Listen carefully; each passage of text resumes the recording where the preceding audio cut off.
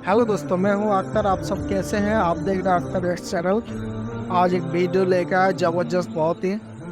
Video का title है violent history of India Kings. चलिए शुरू करते हैं। और मेरे चैनल को भी सब्सक्राइब कर देना और पूरा वीडियो देखना, तभी पता चलेगा। तो चलिए शुरू करते हैं। कई सदियों पहले एक बहुत दयालु राजा ने अपने धर्म के लिए एक धार्मिक स्थान बनाया। उस राजा के लिए उनका रिलीजन पीस और टॉलरेंस को प्रमोट करता था। पर उस राजा के मरने के बाद कुछ सदियों बाद एक दूसरा राजा आया। एक ऐसा राजा जो उस धर्म में विश्वास नहीं करता था। वो एक दूसरे धर्म को फॉलो करता था। इसी वजह से जब वो आदमी राजा बना, उसने डिसाइड किया कि वो अपने रिलीजन को प्रमोट करेगा, जिस चीज के लिए उस राजा ने दूसरे धर्म के कई लोगों को मार डाला और उनके धार्मिक स्थान उजाड़ दिए। अब मैं आपसे एक सवाल पूछना चाहता हूँ कि कौन सा राजा था जिसने दूसरे धर्म के लोगों को मार गिराया अपने धर्म को प्रमोट करने के लिए? आप में से कई लोग का जवाब होगा औरंगजेब, जो खुद मुस्लिम था, जिसने कई हिंदू मंदिरों को गिराया और कई हिंदुओं को मारा भी। पर मैं औरंगजेब की बात नहीं कर रहा, मैं बात कर रहा हूँ पुष्यमित्र की, जिन्होंने बुद्धिस्ट की एक बहुत जरूरी रिलीजियस मॉन्यूमेंट सांची स्तूपा को नष्ट करने की कोशिश करी थी। जब सरकार ने रिसेंटली एनसीईआरटी टेक्स्ट बुक्स में से मुगल्स का चैप्टर हटाया। आप किताब से चैप्टर हटा सकते हैं, लेकिन जमीन से आप ताजमहल नहीं हटा सकते, लाल किला नहीं हटा सकते। तो कई लोग खुश थे ये कहकर कि हमें बच्चों को मुगल्स के बारे में क्यों पढ़ाना चाहिए जब वो वायलेंट थे और मंदिरों को तोड़ते थे। कुछ लोग ये मानते कि मुस्लिम रूल के पहले इंडिया बहुत ही पीसफुल होता था। कई मूवीज में आप देखोगे कि मुस्लिम राजाओं को विलेन की तरह दिखाया जाता है और ये दिखाया जाता है वो कितने वायलेंट है।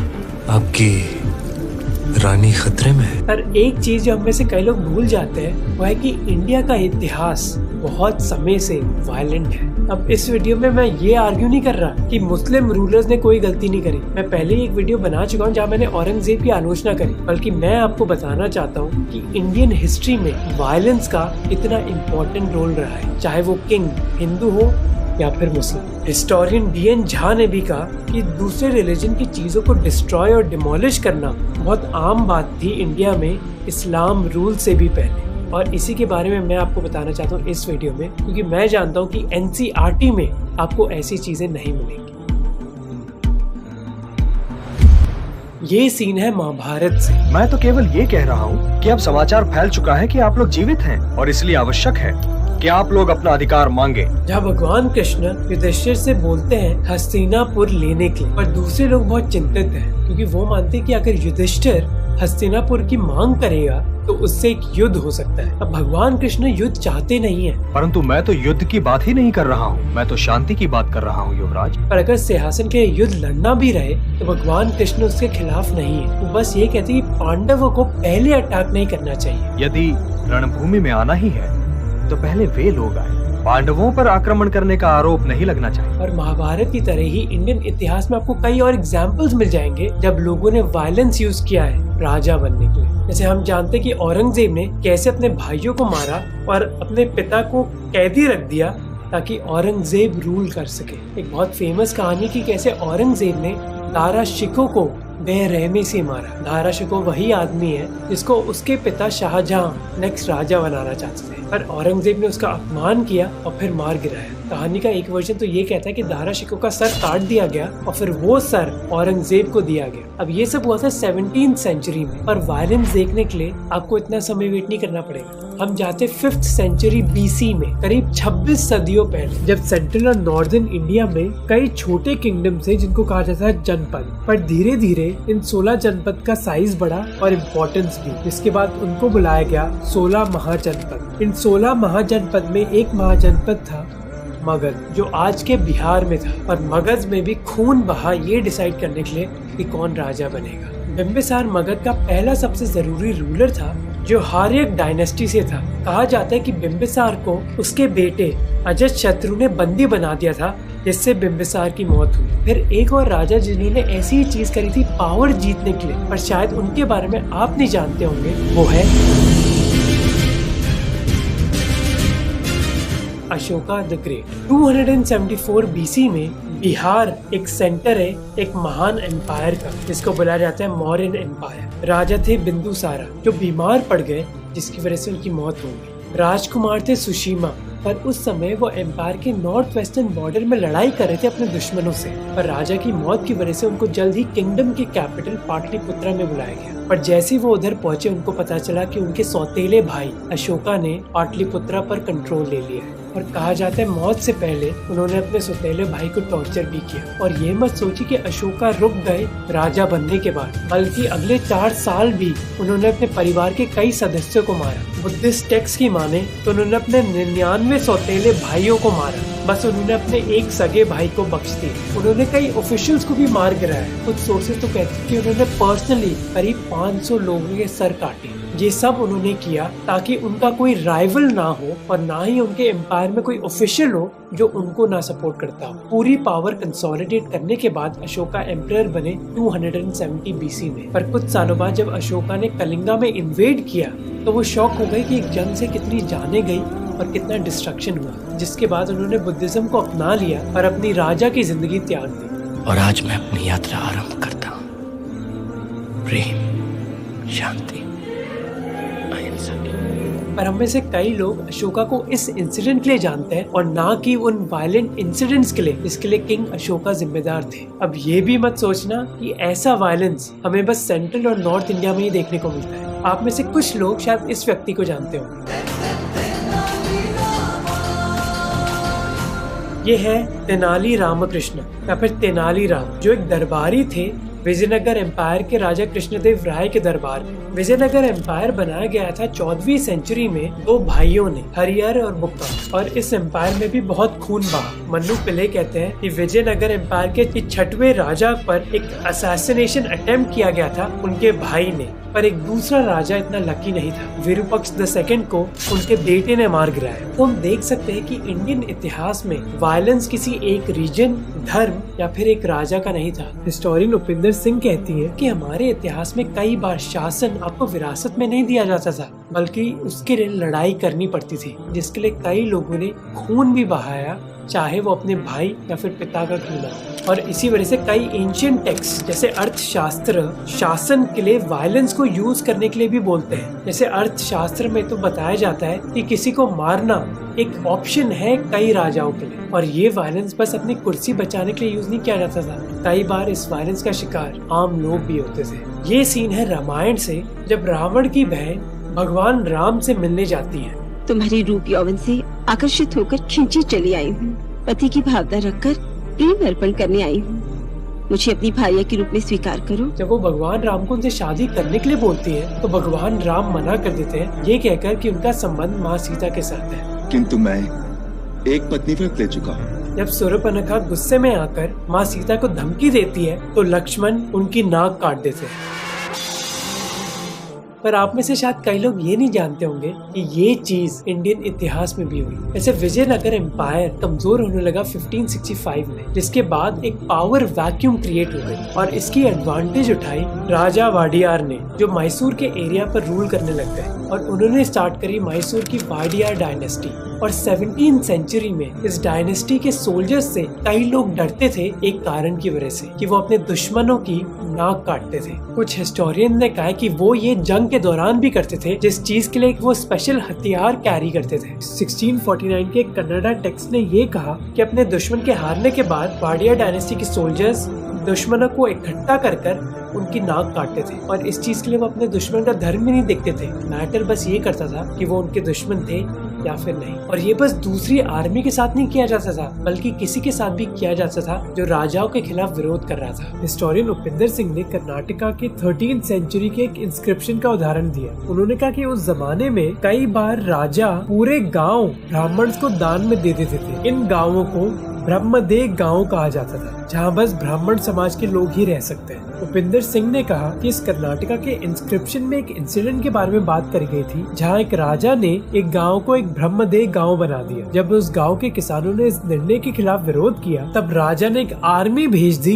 उन गांव वालों को सबक सिखाने के लिए। और जिस तरह कई एंशिएंट इंडियन टेक्स्ट वायलेंस को जस्टिफाई करते हैं, वो ये भी कहते हैं कि एक राजा की ड्यूटी है कि वो वायलेंस को यूज करे लोगों को पनिश करने के लिए। जैसे अर्थशास्त्र में कई अतरंगी तरीके की पनिशमेंट के बारे में बात करी गई है, लोगों को जिंदा जला देना, पका देना या फिर फाड़ देना। अब हमें कोई एविडेंस नहीं मिला ये प्रूव करने के लिए कि ऐसी तरकीबें यूज करी गई कई किंग्स ने अपने सब्जेक्ट्स को पनिश करने के लिए। पर क्योंकि ये अर्थशास्त्र में था, हम ये जरूर कह सकते हैं कि वायलेंस के आइडियाज एक्सेप्टेड थे उस समाज में। और ये मत सोचिए कि बस हिंदू टेक्स्ट में होता था, कई बुद्धिस्ट स्क्रिप्चर्स ने भी इसके बारे में बात करी है, इसके बावजूद कि गौतम बुद्ध खुद नॉन वायलेंस की बात करते थे। भूपिंदर सिंह ने कहा कि बुद्धिस्ट स्क्रिप्चर्स में जो कहानियां हैं वो हमें दर्शाती हैं कि किसी राजा के लिए रूल करना बिना वायलेंस के लिए बहुत मुश्किल था। पर कई बार ये वायलेंस किसी क्राइम के लिए पनिश करने के लिए नहीं, बल्कि केवल इस चीज के लिए यूज किया जाता था कि कुछ लोग दूसरे धर्म के थे। जैसे इस मैप के बारे में बात करते हैं, समय था 600 BC, एक ऐसा समय जब कई महाजनपद बन रही थी हमारे समाज में। हिस्टोरियन RS शर्मा ने बताया एक मेजर चेंज जो हिंदुस्तान में आ रही थी वो थी एक नई एग्रीकल्चर इकोनॉमी। अब बात ये थी कि 6th सेंचुरी BC के पहले मगध और इंडिया के दूसरे नॉर्दर्न एरियाज में घने जंगल थे, जिस वजह से कई लोग उन एरियाज में रहते नहीं थे। पर 6th सेंचुरी BC में लोहे के टूल्स यूज होने लगे, जिसकी वजह से इन जंगलों को काटा जा सकता था और लोग उधर रह सकते थे। अब इस एग्रीकल्चर इकोनॉमी के लिए लोगों को बैलों की भी जरूरत थी, पर उस समय ब्राह्मण कल्चर की डोमिनेशन थी और वैदिक नियमों के हिसाब से कई बैलों को मारा जाता था एक एनिमल सैक्रिफाइस के लिए। तो कई नॉन ब्राह्मण इन वैदिक नियमों से खुश नहीं थे और इन लोगों में शामिल थे कई क्षत्रिय रूलर्स जिनके किंगडम धीरे धीरे बढ़ रहे थे। ये रूलर्स खुश नहीं थे कि राजा होने के बावजूद उनके समाज में ब्राह्मण कल्चर की डोमिनेशन थी। इसी के साथ वो क्षत्रिय खुश नहीं थे कि ब्राह्मण एक कास्ट सिस्टम फॉलो कर रहे थे जो केवल उनके जन्म के बेसिस पर था और जिसको चेंज नहीं किया जा सकता था। इसी वजह से कई लोग दूसरे धर्म की तरफ देखने लग गए, ऐसे धर्म जो सोशल इक्वालिटी में विश्वास करते थे, और ये धर्म थे जैनिज्म और बुद्धिज्म। जैसे ये नए धर्म आने लगे तो उसी के साथ डिवीजन भी क्रिएट होने लगा उन लोगों के बीच जो इन डिफरेंट रिलीजन्स में विश्वास करते थे। जैसे बुद्धिस्ट और जैन्स को श्रामण बुलाया जाता था और संस्कृत राइटर पतंजलि ने लिखा कि श्रामण और ब्राह्मण के बीच में जो रिश्ता है मानो वो एक सांप और मंगूस की तरह है। हिस्टोरियन DN झा लिखते हैं कि कई ब्राह्मण लोग बुद्धिस्ट और जैन्स को उच्च नजर से नहीं देखते थे, जिसका अंजाम हुआ वायलेंस। ये है बोध गया का महाबोधि मंदिर। इस मंदिर के पास है वो पेड़ जहाँ गौतम बुद्ध को एनलाइटनमेंट मिली थी। हर साल 8 दिसंबर को पूरी दुनिया के बुद्धिस्ट बोधि डे सेलिब्रेट करते हैं इस पेड़ के पास, पर ये वो ओरिजिनल पेड़ नहीं है जहाँ गौतम बुद्ध को एनलाइटनमेंट मिली थी। उस पेड़ को तो कई बार काट दिया गया था। हर बार जब पेड़ को काटा गया एक नया पेड़ उधर लगाया गया, कई कारणों की वजह से। कई बार ये कारण पर्सनल थे। 254 BC में अशोका की महारानी तिष्य रक्षिता ने पेड़ को काट डाला क्योंकि वो खुश नहीं थी जब अशोका ने बुद्धिज्म को अपना लिया। इसी तरह कई और लोगों ने इस पेड़ को काटा जो बुद्धिज्म के खिलाफ थे। जैसे हिस्टोरियन DN झा ने कहा कि 7वीं सदी में हुआन सांग एक फेमस चाइनीज ट्रैवलर इंडिया आए थे। उन्होंने बताया कि शशांका जो बुद्धिज्म के खिलाफ थे उन्होंने इस पेड़ को काटा, उसकी जड़ें नष्ट करी और उसको जला डाला। शशांक भगवान शिव के भक्त थे और हुआन सांग ने कहा कि इसी वजह से लोकल मंदिर में उन्होंने भगवान बुद्ध की मूर्ति हटाई और कहा कि उधर भगवान शिव की मूर्ति लगाई जाए। इनफैक्ट हिस्टोरिकल रिकॉर्ड्स के हिसाब से अशोका के बेटे जलोका जो कश्मीर पर राज कर रहे थे उन्होंने खुद एक बुद्धिस्ट मोनेस्ट्री डिस्ट्रॉय करी क्योंकि वो भगवान शिव के भक्त थे। कई बार बुद्धिस्ट मोनेस्ट्रीज को मिटाया गया ताकि उधर एक मंदिर बनाया जाए। हिस्टोरिकल रिकॉर्ड्स कहते हैं कि कश्मीर में एक राजा थे क्षेम गुप्ता जिन्होंने एक बुद्धिस्ट मोनेस्ट्री नष्ट करी एक क्षेम गौरेश्वर मंदिर बनाने के लिए। ये वायलेंस बस बुद्धिज्म के खिलाफ नहीं हुआ। जैसे ये है तमिलनाडु के रमनपुरम डिस्ट्रिक्ट में एक लोकल मंदिर। अपने फोटो में ये 5 पिलर नोटिस करें, यही चीज नोटिस करी थी M. अभन्या ने, जिन्होंने बाद में रियलाइज किया कि ये चीजें बस पिलर नहीं है बल्कि ये जरिए हैं लोगों को क्रूसिफाई करने के लिए जिससे उनको मारा जा सके। जब अभिनय ने इसके बारे में और रिसर्च करी उनको पता चला कि ऐसी चीजें सदन तमिलनाडु में बहुत आम बात थी। इनफैक्ट 6वीं और 7वीं सदी में मदुराई में ये स्टेट पनिशमेंट्स होती थी और आप गेस कर सकते हैं कि किस क्राइम की वजह से ऐसे पनिशमेंट दी जाती थी। एक क्राइम था कि आप जैन हैं। जैसे तमिलनाडु के इस मंदिर की रूफ पेंटिंग को देखिए। हिस्टोरियन डीएन झा कहते हैं कि तमिलनाडु के त्रिनोलवली में एक जैन केव मंदिर होता था जिसको नष्ट करके एक शिव मंदिर बनाया गया 7वीं सदी में। इंडिया के राजा ऐसा वायलेंस रिलीजियस इंस्टीट्यूशंस को नष्ट करने के लिए यूज नहीं करते थे, बल्कि वो सेक्सुअल वायलेंस भी यूज करते थे। आप में से कई लोगों ने ये सीन देखा होगा मूवी पद्मावत से, जहाँ महारानी पद्मावती चित्तौड़ की कई और महिलाओं के साथ जौहर कर लेती हैं अपना सम्मान बचाने के लिए। अलीगढ़ मुस्लिम यूनिवर्सिटी के एसोसिएट प्रोफेसर ने बताया कि एंशिएंट इंडिया के कई भागों में महिलाओं का कोई पॉलिटिकल रोल नहीं था, पर इसके बावजूद उनको पॉलिटिक्स में बहुत भुगतना पड़ा। उन्होंने बताया कि 11वीं सदी में किंग राजेंद्र चोला वन, जो साउथ इंडिया के कई हिस्सों पर रूल कर रहे थे, उन्होंने अपने दुश्मन किंग की कई रॉयल महिलाओं के बाल काटे। हिस्टोरियन जदुनाथ सरकार ने बात करी कि जब 18वीं सदी में मराठास ने बंगाल में इन्वेजन करी थी तो उन्होंने कई महिलाओं के साथ बदसलूकी करी। बर्दवान के महाराजा के पंडित वनेश्वर विद्यालंकर ने तो ये भी कहा कि मराठास ने कई प्रेग्नेंट महिलाओं को भी मारा। तो हमने कई उदाहरण देख लिए ये समझने के लिए कि एक वायलेंस बहुत इम्पोर्टेंट पॉलिटिकल टूल था कई इंडियन राजाओं के लिए। पर अब सवाल ये है कि हम इंडियन राजाओं को कैसे जज करें, और इसके लिए हम बात कर सकते हैं कंट्रोवर्शियल टीपू सुल्तान, जिसको 1990s में ब्रॉडकास्ट किया था, पर इसके रिलीज होने के बाद ही इस सीरियल के मेकर्स पर कोर्ट केस डाल दिया गया। कोर्ट केस ने कहा कि आप ऐसे आदमी को कैसे सेलिब्रेट कर सकते हो जिसने कई नॉन मुस्लिम्स को मारा, और ऐसी बातें अभी भी हो रही है। जैसे 2019 में जब बीजेपी सरकार कर्नाटका में आई, उन्होंने टीपू सुल्तान जयंती बनाने पर बैन कर दिया। Yediyurappa government in Karnataka has cancelled the Tipu Jayanti celebrations in the state. और ये बैन हम कुछ हद तक समझ सकते हैं। 1788 में जब टीपू सुल्तान ने कूर्ग और मालाबार पर रेड करी तो कहा जाता है कि उन्होंने कई गाँव और शहर को जला दिया। कुर्नूल के नवाब को उन्होंने खत में बताया कि कैसे उन्होंने 40,000 कुर्गीज को कैदी रखा और मजबूरन इस्लाम में कन्वर्ट कर दिया। पर वो लोग जो टीपू सुल्तान को सेलिब्रेट करते हैं वो कहते हैं कि टीपू सुल्तान कई एडमिनिस्ट्रेटिव और इकोनॉमिक रिफॉर्म्स लेकर आए, जैसे सिल्क वर्म कल्टीवेशन, जिसकी वजह से कई कन्नडिगास को आज भी जॉब मिलती है। टीपू सुल्तान को श्रेय दिया जाता है आयन केस रॉकेट्स भी इंट्रोड्यूस करे, जिसका उन्होंने इस्तेमाल किया अंग्रेजों के खिलाफ। जब उनकी मौत हुई 18वीं सदी में अंग्रेजों से लड़ाई करते वक्त, तो कई लोगों ने कहा कि उन्होंने मातृभूमि के लिए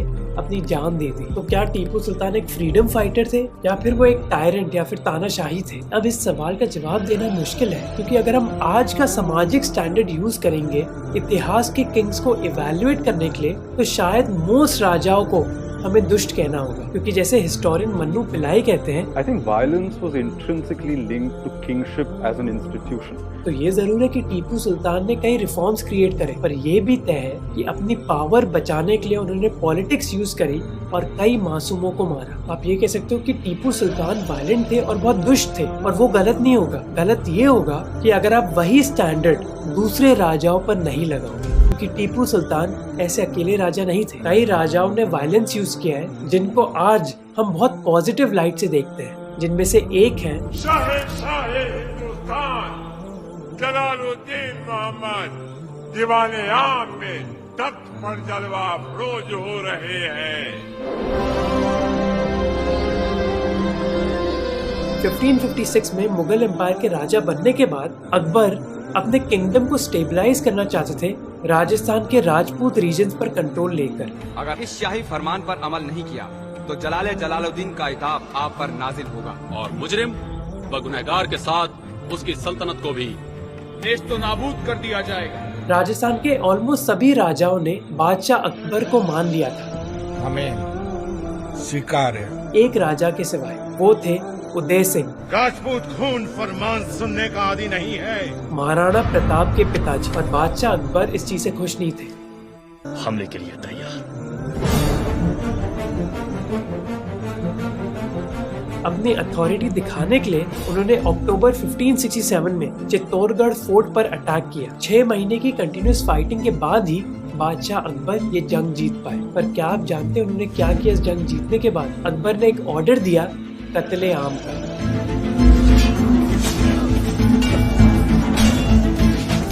जहाँ करीब 30,000 लोग, सोल्जर्स और आम लोग मारे गए। हिस्टोरियन पार्वती शर्मा के हिसाब से उन्होंने ये किया अपने मुस्लिम ऑफिशियल्स को ये दिखाने के लिए कि वो खुद कितने मुस्लिम हैं और अपनी पावर के लिए कुछ लोग तो अपने धर्म को भी नहीं बख्शते थे। 8वीं सेंचुरी में सेंट्रल और सदर्न इंडिया में 3 एम्पायर थे, राष्ट्रकूट, प्रतिहार और पाल। क्योंकि ये तीनों एम्पायर जियोग्राफिकली बहुत करीब थे, वो एक दूसरे के साथ कॉन्स्टेंटली लड़ते रहते। 914 में एक पावरफुल राजा राष्ट्रकूट एम्पायर के राजा बने, उनका नाम था इंद्र द थर्ड। पावर में आने के बाद वो अपने आसपास के एरिया को हड़पने लग गए। जब वो उत्तर प्रदेश के कालपी तक पहुंचे, उनको एक मंदिर दिखा। अब इंद्र खुद एक हिंदू राजा थे और आपको पता है कि उन्होंने मंदिर देखकर क्या किया, उसको नष्ट कर दिया। क्यों? क्योंकि एक ऐसा मंदिर था जहाँ उनके दुश्मन प्रतिहार राजवंश के राजा जाते थे। तो जो मैंने आपको पूरी रामायण पढ़ी इस वीडियो के जरिए, उसका क्या मकसद था? हिस्टोरियन मन्नू पिल्लाई ने इसके बारे में अच्छी तरह बात करी। उन्होंने कहा कि अगर हम ब्रुटैलिटी के जरिए इतिहास को देखेंगे तो हमें इतिहास में कोई हीरो मिलेगा ही नहीं, क्योंकि मुगल किंग हो या फिर हिंदू किंग, ऑलमोस्ट सभी ने वायलेंस यूज किया है। बस दूसरे राजाओं के खिलाफ ही नहीं, अपने भाइयों, पिता, आम लोग और कई बार दूसरे रिलीजियस इंस्टीट्यूशंस के खिलाफ भी। हमें से कई लोग ये रियलाइज नहीं करते, पर वो राजा भी राजा कम बल्कि पॉलिटिकल लीडर्स ज्यादा थे। पावर रखना और दूसरों को दिखाना कि उनके पास कितनी पावर है, उस चीज के लिए उनमें से कई लोगों ने वायलेंस यूज किया। अब या तो आप ये कह सकते हो कि उनमें से कई लोग दुष्ट थे, या आप एक्सेप्ट कर सकते हो कि उस समाज में वायलेंस ज्यादा एक्सेप्टेड था, इसलिए शायद वो दुष्ट नहीं थे। मैटर बस ये करता है कि आप वो पॉलिसी कंसिस्टेंटली अप्लाई करो, चाहे वो राजा हिंदू हो, मुस्लिम या फिर कोई। इस वीडियो में घंटों की रिसर्च लगी, तो अगर आपको वीडियो अच्छा लगा जरूर सब्सक्राइब करना, क्योंकि सब्सक्राइब करना फ्री है और उसी से हमारे चैनल की ग्रोथ होती है। अगर आपको ये वीडियो अच्छा लगा तो इस वीडियो को भी जरूर देखना, जहाँ हमने बात करी बादशाह औरंगजेब की, कि क्या वो एक अच्छे राजा थे या बुरे। तो इस वीडियो को जरूर देखना। तो अगर आपको इंडियन हिस्ट्री पसंद है, आपको ये वीडियो भी अच्छा लगेगा।